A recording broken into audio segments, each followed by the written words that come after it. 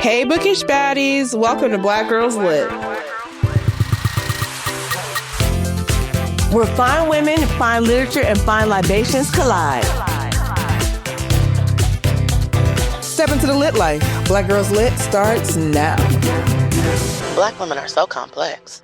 Hey, bookish baddies, and welcome back to Black Girls Lit Podcast. It's your girl, Tasha. And I'm Lex. And it's Steph. And Star. Hey, y'all, welcome back. It's February, and love is in the air. We have a little romance book for you today. And I really cannot wait to hear everyone's opinion on this one. I felt some ways, so I can't wait to see what y'all have to say about Steph's favorite author. She loves love. You see how they started it? The shade. We're going to go ahead and dive right in. Let's get us started with our beverage of the month.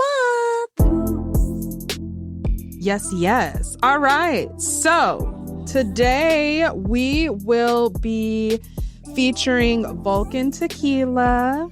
We love a tequila drink here. So a little bit about Vulcan. It is distilled in the historic El Jalisco, Mexico. This tequila was awarded the best in the world according to the Tasting Alliance's 2025 Top Shelf Awards, because top shelf only for us ladies, yes, and only the best. There is no additive tequilas crafted from highlands and the lowlands agave, which provide it with a vibrant flavor profile. And because it's tequila, you know we are pairing it with several Mexican dishes that we'll be eating throughout the episode and letting y'all know what we think. The spicy, bold flavors of the food enhance the tequila. So first, we're going to try a shot of our Vulcan tequila. And before we shoot it, can we just shout out to these BGL shot glasses? They're so cute. They're so cute. All right, ladies. Cheers. Cheers. Oh, she liked that. That's a big shot, no? That was a big shot. That's good. That was Starts tequila. off sweet, but, you know, It was smooth. It was actually good. I'm not mad at it. Did y'all drink your whole shot at once? No. I did not drink my whole shot, no. Why about drowned? Oh, okay, yeah. That's about a double shot. Deep This shot. is definitely It a is. double shot. This is Don't not hurt your yourself. average shot glass. So, yeah. Double shot. Drink responsibly. You know, BGL. Go But the big or go Vulcan was home. giving what it was supposed to give. No, it's actually Okay, Top Absolutely. Shelf Awards. We see you. it's good. Sweet, Mhm. spicy. Yummy. Okay. All right, Steph, you want to tell us about what we are reading and who it's written by? Yes, let's get into it. We are reading In the Meantime is a duology that follows Hayden and Ishan's intricate story. When a one-night stand turns into two, the consequences are complicated. Find out how small of a world it truly is when you encounter a stranger you thought would be one and done. Yes, this is my favorite author. And I will preface it with saying, this might not be the ideal first book to read by her. She did warn us. I did, but it's okay. So a little bit about Love Belvin. She's a native of the tri-state area and now lives in Delaware Valley. She's an avid reader and enjoys dinner parties with her closest girlfriends. While she enjoys many things, nothing excites her more than curling up with a glass of wine and a good romance novel. Love has been dubbed the adult contemporary series queen with over 30 titles to her name. She is best known for her debut release, Loved Improbable Possibility series. And by far, that would be the best to start with. And low-key, I want to go to one of these little dinner parties she's throwing. Maybe if we say good things, she'll invite us. Okay, absolutely. So that being said, we're going to go into the book rating of this, and please be gentle. All right, y'all know how we do. Okay, cheers. It's 4 stars. We have sip for 3 stars. Babysit. If 2 stars, that's take a little bit. And then, of course, send it back, which we hate to do. I will begin.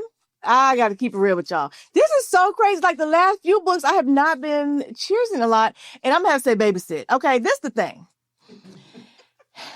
Although I love a good romance, I felt like they were not together enough in this book for me to even like really see their relationship. And maybe it's because it was not the right book to start with, but it was definitely a babysit. It was hard for me to get through. I felt like the story got started like in the last 10 pages of the book. Oh. So they just were not together enough for me to like see their romantic journey. And I really wanted, in this whole romance season, I really was wanting it. So yes, definitely babysit. And sorry. You don't have to apologize, girl. Sorry, not sorry. It's okay. Because we've had some rough ones in the past where we all toggle between cheers and send it back. I'ma also babysit it. I think Star said it best. It was giving to-be romance. Absolutely. Very much that. Like, it was entertaining to read. So I actually got through it pretty quickly. It was entertaining. I will say it's not like a lovey-dovey book. It's definitely a schmut novel. So yeah, 'tis the season if you're ready to have a tussle in the sheets, because they surely did. And Belvin can definitely write a sex scene. I will give her that. Girl. She really took me there. So yeah. Take me through that. Very much up and through there. But yeah, still babysit. It wasn't a very strong storyline to me and a lot of holes. So Understandable. I'm gonna go with Sip. okay. And for me, I love her, but I think she brought too many characters from her other series. And if you don't have an understanding of her writing, I feel like it's kind of hard to understand. So everything that you're saying from your perspective is truly understandable. For me, it was, I could sip through it because I just love her books. There's a handful that I really don't care for. I guess it's just the guys or, whatever the storyline may be. But this one, it was easy to get through because I'm accustomed to her writing style and knowing what she's bringing. It's a lot of anxiety in a lot of her books. Like, I have to read it to know what's going to happen. So I give her that. And she does, in other books, she does give you more details about her characters. And in this case, it does jump you right into it, where some of them, there's a buildup. And I think this one being 2 books, I think she just possibly crammed a lot into it. So it's understandable, the different views from everybody. So Star. So Lex already kind of gave you a hint. I'm gonna go with babysit.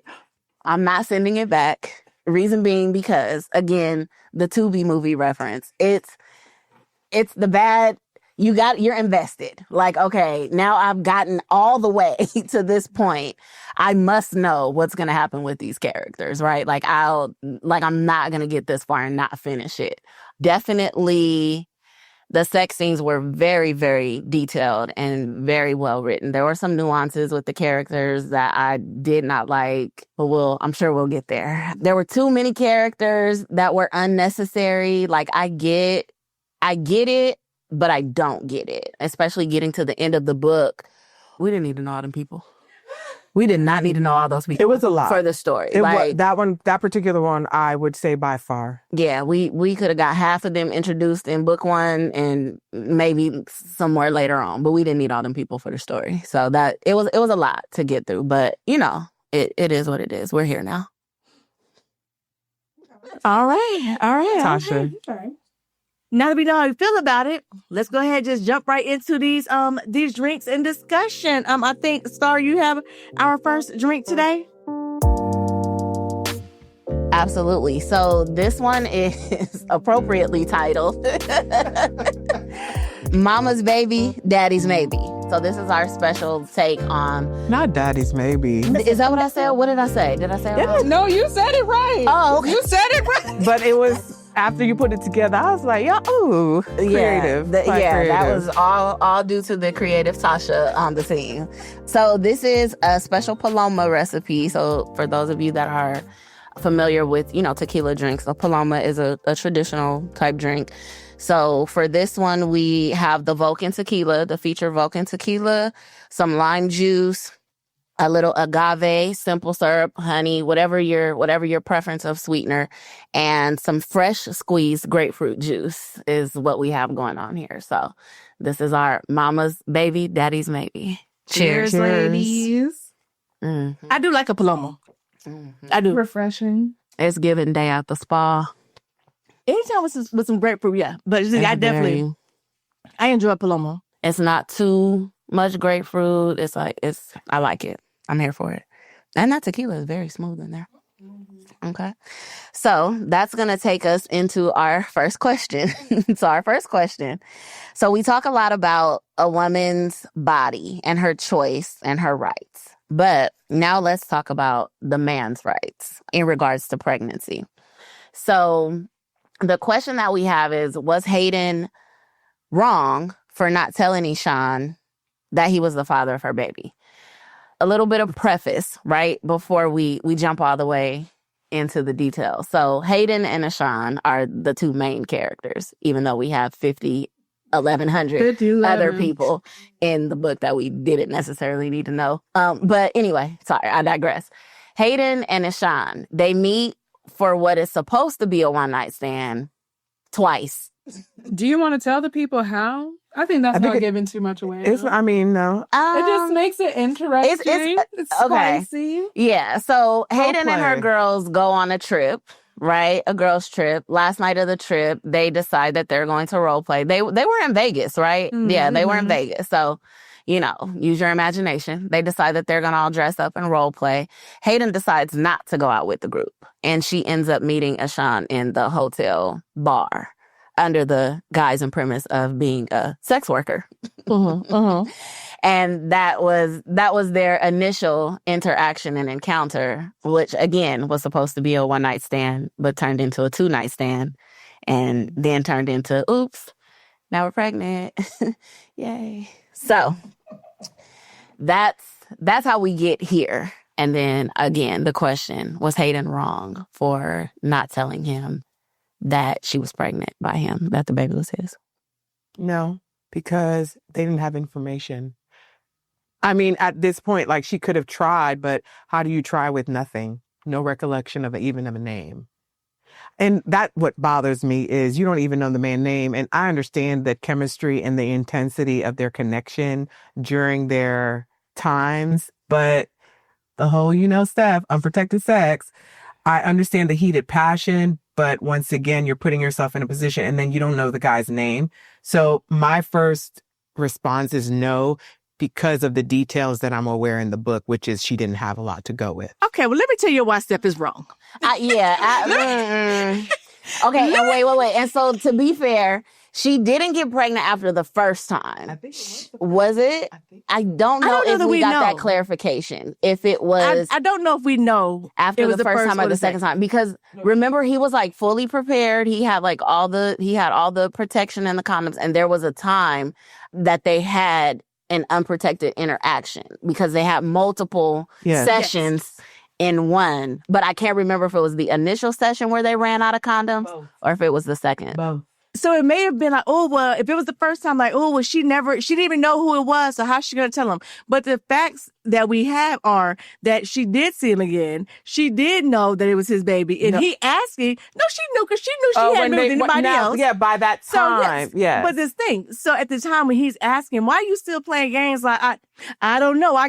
Let me take a test. Girl, stop. You know it's his baby. The man asked you straight up an honest question. You did owe him an honest answer because it's not just your baby. Now, both of y'all made a baby, and now if he chooses to walk away, hey, that's his business. But for you to take that away and be like, oh, well, no, I'm having this baby on my own, this and that, like, that's not fair. Cool. That's not okay. Listen, Hayden was a whole fool. Point blank and the period. Now, again, in fairness, they did take some precautions, right? Like they ran out of condoms, but they did take precautions in being that they got tested. They both got tested before they shared their results. And again, Ishan is like the man. He's the man. So there's a lot of resources and things that were available. You ain't on birth control. That they had access to for the, the responsible part in the testing and all of that. But the irresponsible part of having unprotected sex with a stranger, right, is ultimately what it ends up being. And now you're pregnant, and now you're trying to put on this, I got it, I got it, I don't need nobody, I don't expect. Like, shut the hell up. It would have been different. There are men out there, you know, and we're not going to drag my Black men because what we don't do, right? But there are men out there of all races, right? Yeah. That don't own up to their responsibilities and, you know, all the things. But he was not presenting to be that person. She was doing a lot. Like, she was doing a lot. I think her resolution was she was there already. She was there. She accepted it. And I said, so that's why my initial answer was no, because in the very beginning, you knew you were pregnant. You took on, I'm doing this on my own. And then when she saw him, I felt like she should have been honest too. I felt like she should have told him, but she's such a strong-willed person and strong-minded with her decision-making that she has a strong veneer and very stony in regards to allowing people in, because she was even that way with her cousin. Right. Because she was trying to rebuild with her. Sure. But I think a lot of the undertones in this book was really talking about like childhood trauma and like stopping cycles and things like that. And I feel like her actions were directly going against like what she was trying to portray for herself. Like, if you know, of course, the point where she knew that, yes, this is Ashawn's baby. And then she actively was like, no, I'm not going to tell him. I'm going to do this on my own. I'm going to do this way. I'm going to do it that way. Knowing that, like, it's important for kids to have two parents in the home if possible. So why are you like almost making a situation harder for yourself when it doesn't need to be that way? He was extremely rich as hell, actually. And he was willing to do what he needed to do if the kid was his. So the fact that she still was like, no, I'm going to do it by myself, knowing that she's literally in the best circumstance possible that she could be in, it's like you're choosing to struggle. And I think that's, and maybe that's straight, not like okay. the child, It's more than so you're yourself. just never going to be, at some point the child can be like, oh, well, where's my dad? And you're going to be like, well, I had an opportunity, but I never told him. Like, if you don't want to have a relationship, now you don't have to have a relationship with him, but you do owe it to a guy to be, hey, yes, I am pregnant with your child. I said, now it'd be different if the one night stand happened, she never got his number, never knew who he was, and she couldn't tell him. But even in a case like that, if you saw him in the streets one day, you'd be like, hey, guess what happened that one time when we met up? Let's say you do owe him that. Because again, it is both of your child. And I don't know if I'm talking from, because I have, like 2 sons, but if I at some point found out that they had kids out there that, we didn't know about, like, that would piss me off, because they are people who would step up and take care of a child. And if they wouldn't, I would. Like, so don't be taking this wonderful family away from any child that might be out there in this world. Yes, I was not thrilled with her in her decision making. It's extremely selfish. Like you guys are saying, the relationship is one thing. By all means, you don't have to have a relationship. But I think you do owe people the opportunity, right? One, to show up and be a parent and be present, right? If that's what they choose to do. And you also owe the child, like, listen, just because things don't work out with 2 grown people doesn't mean that you don't need to know this whole other, you know what I mean? Like, because it's not only the other parent, but that extension, right? Like, whatever their family dynamic is, right? There's a whole nother piece of and part of a person that, and at the end of the day, if the child and the other parent don't develop a relationship, then so be it. That's on them. You know what I mean? Like, that's on the other parent and the child. But to completely take away that option is, who are you? Who do you think you are? And he wasn't even presenting to be that type of... Not even having a good reason. You just simply didn't want to. And it's like, girl, what the fuck? Yeah. It was ridiculous. Yeah, she was being ridiculous. But again, there was it was stemming from her own issues. And I think that's where it's important, like, and what Steph talks about all the time, like condoms and therapy, right? Like, a lot of times when we don't deal with our shit, we carry it, you know what I mean? And like we push it on other people. And now my unresolved issues now become your issues that I'm creating. And for no reason. Literally for no Don't have to reason. live He like was this. not that guy. Like he was not that guy. So it was so ridiculous. I remember we were texting. There was a point where we were texting each other like, enough. Like, girl. I was like, I give it a chance. Hayden, I was just like, she has trauma. I try to play devil's advocate. I tried. And we appreciate that stuff. But I mean, it's difficult. Like I was like, girl, and rich, a whole millionaire. And like, didn't I tell y'all? I said the way I would be barefoot and pregnant. Like, yes, all the you want me things. to? Yeah, don't worry about I it. do believe what Lex said was she'd be in a helicopter on her way to coming into the baby shower on a helicopter. On a helicopter. Because what? It was so ridiculous, Girl. Yeah. Okay. There was no reason. All right, Steph, talk about the trauma. Go ahead. Girl, lead us into number 2. Oh, it leads us to number 2 where it's you're blocked. Apparently, since, mama's baby, daddy's maybe, it turns into your block since you don't want to tell him. So this next cocktail that we'll be having is continues with the Vulcane tequila. So it's the Vulcane Smash, which is very refreshing. It's a mix of lemon, honey syrup, mint, and club soda. Cheers, ladies. Cheers. Quite minty, It refreshing. It is very. It may minty. be a little too much mint for me. Mm-hmm. Almost mojito It is vibes, giving but with mojito. tequila. Okay, is that what that's what it's supposed to be? Well, which is crazy because she loves a mojito. I do love a mojito. And I do love tequila, so it's weird that they're not making a great combination. But I would say, these taquitos, shout out to taquitos. As we nibble and drink, the next discussion is going to be about Hayden and her mom had a very complicated relationship. And more people these days are going non-communication with their parents. What do we as adults owe our parents in terms of relationship, love, and access? I'm going to say, okay, this is the thing. Because I do know a couple of people who have stopped communicating with their parents. And I didn't understand it. I'm like, what? You can't just not talk to your mom. You can't hang up the phone on your mom. But I'm starting to realize I think of a mom as my mom or me. Everybody ain't got that. Nope.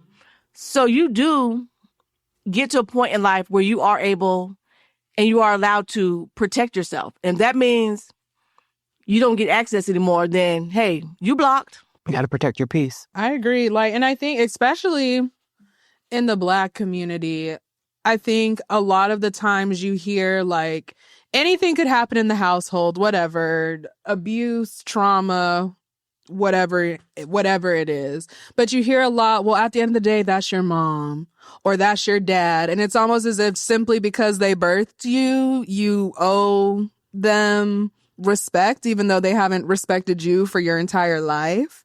I think that's a lot that we hear, like giving people the benefit of the doubt simply because they brought you into this world. I'm guilty of saying that oftentimes.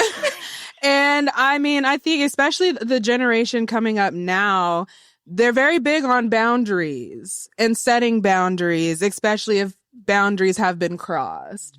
I think that especially once you're an adult and if your parents have truly caused you harm or whatever it is that has happened and you've tried to reconcile and it has not worked, then you don't owe them a damn thing. You really don't, because what are we going to do? Continue this cycle of disrespect and make my kids think that it's okay for you to treat me or other people this way? Like, no, because we're all adults now. So, But that's your mom. and she's all right. She'd be over there and I'll be at my house. But she don't want to take accountability for nothing and want to no, I don't owe you anything. Especially Hayden's mom. I agree. 100%. I completely agree. I mean, I'm an advocate of you choose your friends. You can't choose your family. And that being said, I understand that they're family, but there has to be, once again, that protect that peace portion for me. And if me stepping away from the relationship for a while is something that I need to do, then I'm okay with that. And a lot of us have done that. I feel like I know I've done it in my family. There are people that, you might be a little too toxic. Why would I want to surround myself? The time that I do have away from work, if I'm away from my family because we're doing something together as just the cousins or whatever, I want to be able to know that it's not going to always be toxic, like, oh, the drama, here comes the drama. And it follows you where within your friend circle, you have your friend circle that turns into family. And once again, you still might have to walk away from it, but at least you guys can talk to each other. With friendships, I feel like you're supposed to be there for each other. You can communicate. You can recognize each other's flaws and you receive it. But when it's your family, i.e. Hayden's mom, where she finds a way to justify actions of another party and all I've done. And it's like, yeah, girl, I hear you about I was a single mom. You had sex with a married man and ended up having a baby, but your brother wasn't right. And I understand. I hear you, but he wasn't right. He wasn't right. If Hayden has to put a certain wall with her mom because she's not accepting the certain things, then I get it. Yep, it's her mom. But I get it. It looks like Star has something to share. Watching your face, I'm really interested. What do you want to say? It's on number that I completely agree. I'm laughing because I'm hearing you guys and I can't help but think about myself. And my toxic trait is I am going to take it too far. So I know that about myself. People that know me know that about me. I'm very good with difficult conversations and I'm very good with boundaries. So from a parent perspective, I agree with Tasha. Like when I think about mom, obviously, right, there's the relationship that I have with my mom.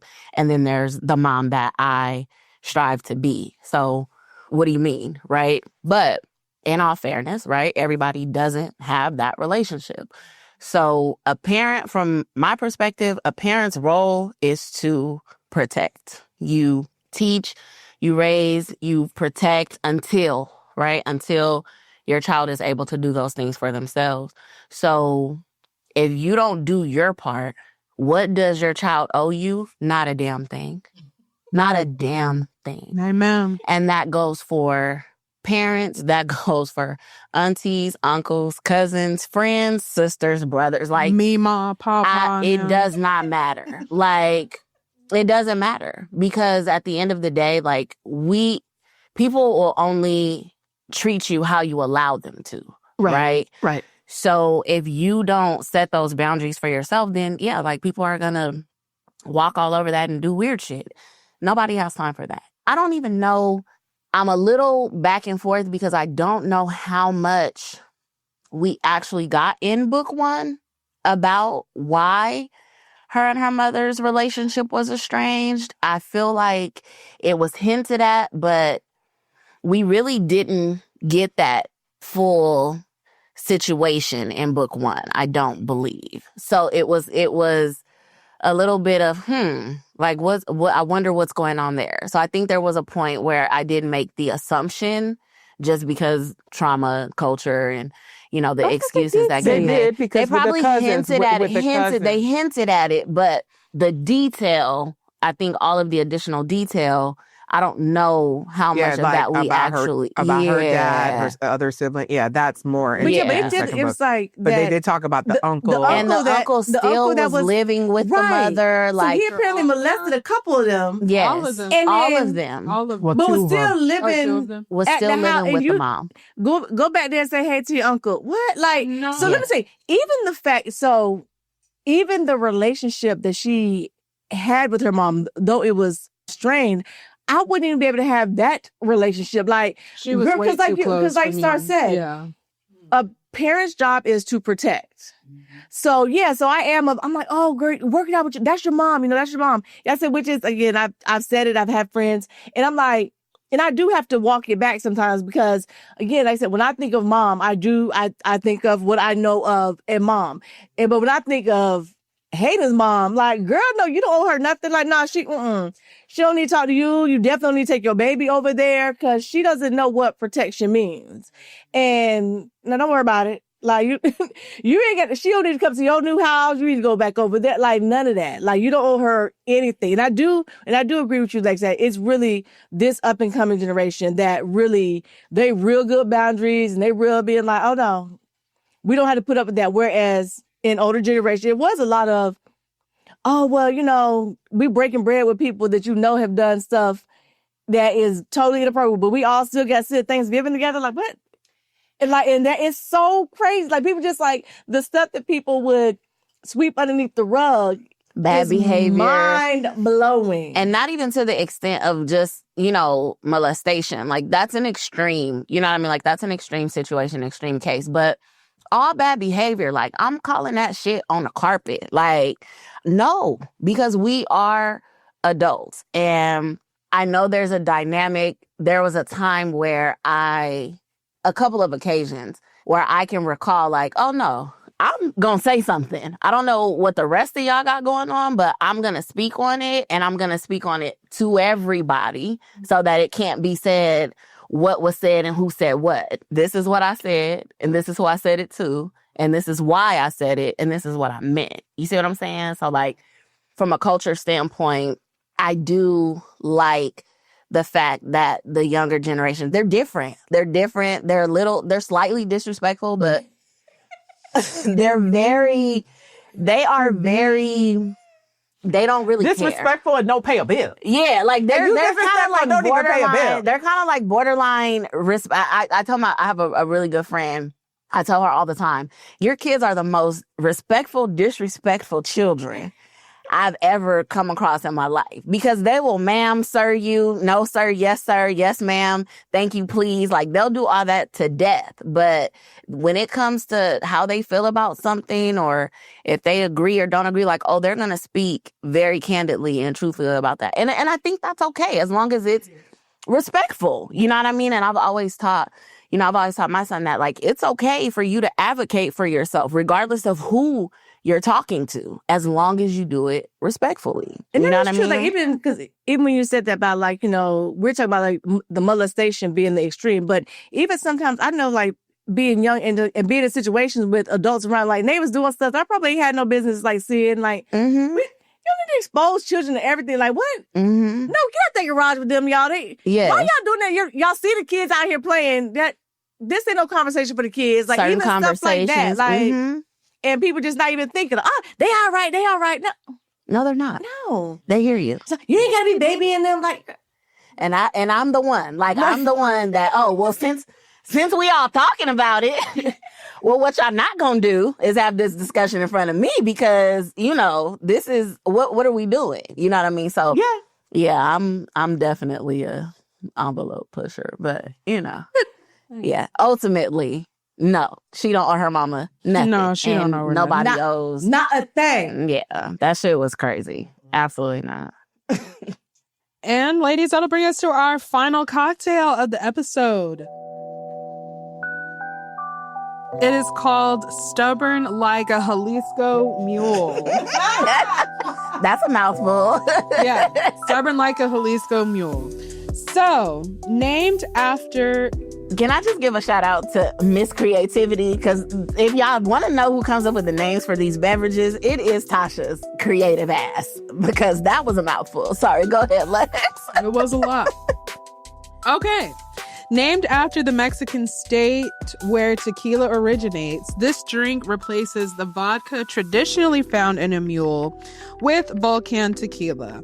We're going to add lime juice and ginger beer. Oh, my Lord. And you have a great little cocktail. So cheers, ladies. Cheers. Love a mule.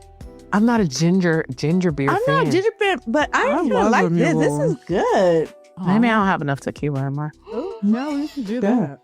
Well, while we're sipping and determining if we like this cocktail, our final discussion question is, Hayden, being a strong, independent woman, was very stubborn and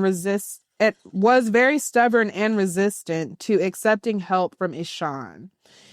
Is there such thing as being too independent? Yes. Oh, my bad. Yes. Yeah. Because let that man help you. Yes. Okay, I am all for, hey, INDE. I mean, we could be strong, independent women, but there is a point where sometimes it could be to your own detriment, and you have to be able to get out of your own way. Like, girl, I understand your trauma and everything like that. So you're coming from the place you're coming from. But at some point, you do have to get out of your own way and allow some good things in. And that's not even just in terms of like relationships. It could be like with jobs. It could be like anything. Sometimes you can be like so stubborn, just so set in your ways and, oh, I got it. I mean, there's been times I'm up here trying to hang up. I don't know what kind of foolishness in my house just because I'm like, oh, well, I don't need Alvin to do it. Like, what? Girl, just wait for him to come home. Like, no, I want it done at noon. He told me he can't do it till 1 o'clock. I can do it. Now I'm up here, got pain in my back for no reason. Like, just stop being stubborn. Wait a minute. Let somebody help you. So I do definitely think there can be times in all parts of life where we could let our independence be just a bit too much. And Hayden definitely was doing the absolute most. I feel like she is a detriment to her personal life. When it comes to work and business, she flourishes. But when it comes to personal matters, I'm like, you have to figure it out. And she was exposed to a lot of different things. So you would think personally she can overcome some of these things. And she still didn't. And, you only depended on your cousin out of everybody there. And it's like, you refuse to get assistance to the point where your apartment was flooded and Eshawn had to force you to stay with him. When she was not trying to accept help, girl, there is poop water in your basement. You don't have anywhere to go. What? Girl. A whole fool. Girl. She was annoying for real. A whole fool. She was annoying for real. Fool. Like, yeah. She just wanted to struggle. You can be too independent. Yes, absolutely. Yes. Girl, we get it. We get it. Strong Black woman. And nobody taking that away from you. Nobody's taking that away. But when every single thing, it was like, it was everything. Everything is saying, oh, honey, sis, you need help. Like, so sometimes when the universe starts talking, you got to take a step back and say, okay. Maybe I need a little. Maybe I am being a little too stubborn. And I'm speaking from past experiences. I'm definitely in my princess era. So if anybody is looking for a princess to take care of and wants to be a Prince Charming, I'm here for all of it. But just yes, you can be too damn girl. If you do not get up on this Google and find this horse-drawn carriage to bring you to this baby shower, there was like so many things going on. It was the apartment flooded, there was stuff going on with the job, like they were getting ready to lose funding, and she's like stressing about that. And not to mention going back to the simple fact that you decided to have this damn baby by this man that you didn't even know. Like, because she was so, and that's why the title is called In the Meantime, because she was like, in the meantime, to make what decision, girl, you only have a certain time frame. And then she passes that time. I was like, Hayden irritated my soul. She frustrated me. But my question to y'all really quick is, what did you think of him having the symptoms? So when he saw that she was pregnant, the assumption for me was automatically you would know that's your baby, because not automatically. Okay, by the time they go to the appointment, he gets details, But just him having the symptoms of the food, I think it was probably when they got to the banana peppers and crackers. Girl, he knew that was his baby. Like, way before that. But have y'all ever heard of such a thing? I've heard people talking about it. I've never seen it in action. But that's weird. Like having the same cravings? Like the man taking on kind of like the same symptoms of his pregnant partner. So whether it's like eating weird, like mostly it's like eating weird things. But he was always tired. He was sluggish. He needed more naps where he could be. I've only heard that in romance novels. Yeah, that's why I was like, I've only been in romance. No, I do remember back in the day, like, I do remember that being a thing back in the day, like when I was younger. I probably have jokingly asked Chris that before, like, you sleeping a whole lot. Like, you good? Like, what's up? I think that did used to be a thing, but in real life, I don't know that I know anybody. So I don't even think that I paid attention to it, but I was like, oh, that's just for the Tubi movie. Like for the plot. Yeah, like that's just a part of the script. Yeah, like I didn't think anything of it to relate it to real life for real. What a book. Yeah. Yeah. What a series. Any final thoughts on In the Meantime? Well, this thing. I have not read the second one. I am gonna read it. And we're going to do a little something special with that one, right? Because clearly, we can't even give our full opinion on it because exactly we were in, the book started the book ended at the start of the story for me. Yeah. So we definitely have to come back with the second one. It irritated my soul. The book ended, the book ended on a hated. literal cliffhanger. Like, literal cliffhanger. And it was like, you've got to be kidding me. I could have thrown my phone. It is the Tubi movie that forces you to watch the all sequel. of her series does that to you. Yeah. So now we have you had to watch the sequel of the Tubi movie. Because there was no way. To be continued. Yes, definitely to be continued. I can't wait till we continue. But yeah, in the meantime. I just say, if y'all find a man that's worth a damn and treats you well, let him take care of you. There's nothing wrong with it. Nothing wrong with it.